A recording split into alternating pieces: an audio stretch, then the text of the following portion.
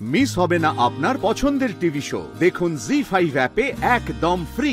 আজকে এমন দুই মা আসবেন তাদের দুই ছেলেকে নিয়ে, যাদেরকে তারাই নিজে হাতে রান্না শিখিয়েছে। হাতিবাগান থেকে আসছে চামেলি কাকিমা আর স্নেহাশিস। এইবারে আরেক জুটিকে ডেকে নেওয়ার পালা। মল্লিকপুর থেকে গোপা কাকিমা এবং অচিন্ত।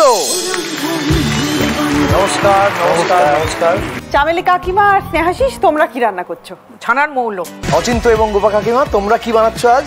আমরা আজকে বানাচ্ছি হচ্ছে পনিরের কোরমা। আচ্ছা, ওখানে আমরা প্যানটা একটু মা গরম করতে দিয়ে দিচ্ছে, ততক্ষণ আমরা একটা মিশ্রণ তৈরি করে নেবো। এটা হচ্ছে রান্নাটা প্রধানত হয় নারকেলের দুধ দিয়ে। আচ্ছা, তো আমরা মোটামুটি 100 মিলি মতো নারকেলের দুধ এখান থেকে নিয়ে নেব। পরিমাণ জল দিন।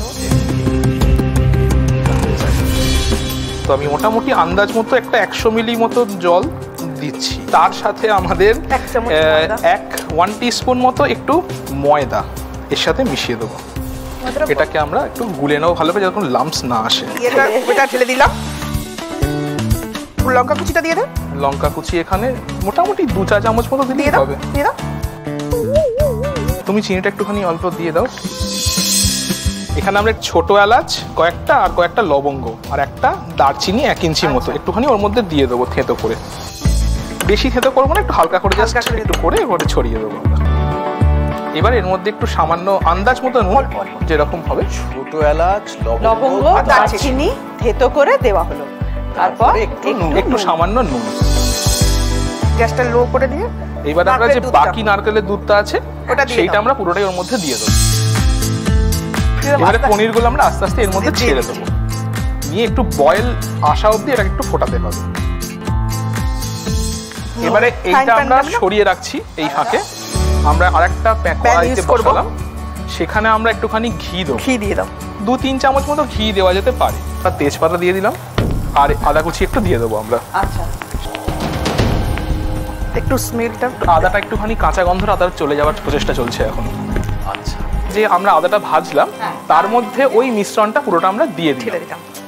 এবার এটা একটুখানি 5 মিনিট মোটামুটি ফুটবে। এটা কি দেওয়া হচ্ছে? এটা ঘি, একটুখানি ঘি ছড়ানো হলো নামানোর আগে।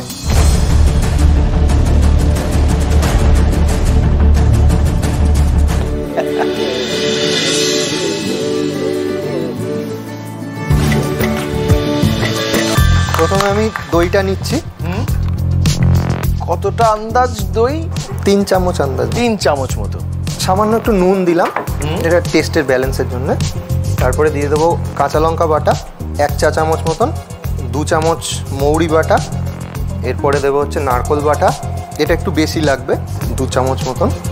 এবার এটাকে ভালো করে মিশিয়ে নিতে হবে। আগে থেকে রেডি করে রাখা মিশ্রণটা দিয়ে দেবো। এবারে আলুটা আর পনিরটা দিয়ে দেবো। গ্রেভিটা এবার সেদ্ধ করা আলু দিয়ে দেওয়া হলো। তার সাথে পনিরটাও অ্যাড করবো। পনিরটাও এবার অ্যাড হয়ে যাবে। এবারে একটু অপেক্ষা।